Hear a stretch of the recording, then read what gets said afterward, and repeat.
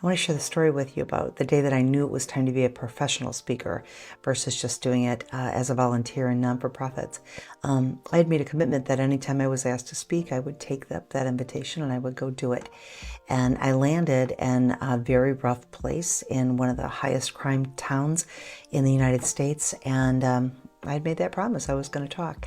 And I ended up being the keynote speaker for parents that were sanctioned by the city for parenting problems.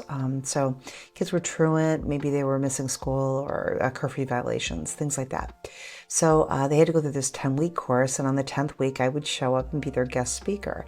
It was a very rough crowd, let me tell you, folks. These were not people that wanted any kind of contribution or any kind of suggestion about how to live their lives.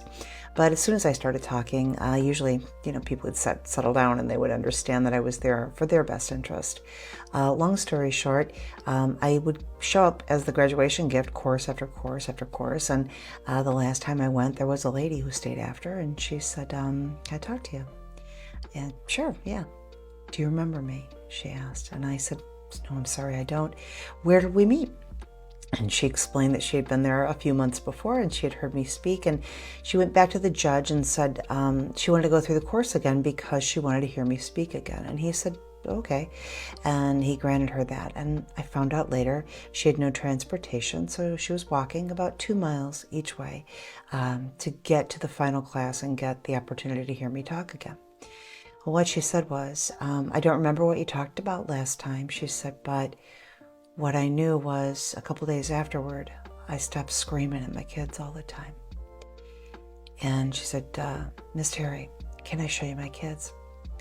And she showed me a little girl, about 8 years old. And she said she was always yelling at her about her colors and her books and her markers and her crayons being a mess all over the place. And she said, "When I stopped hollering, my girl's an artist."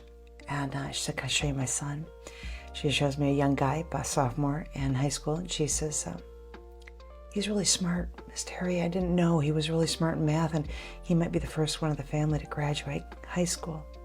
I got in the car, and I cried, and I saw that on that day that she heard me speak, something changed in her life, and she went home, and her kids' lives changed forever.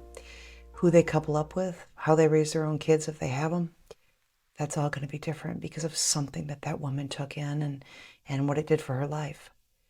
That was the day I knew it was time to take my show and put it on the road and go touch as many lives as I could.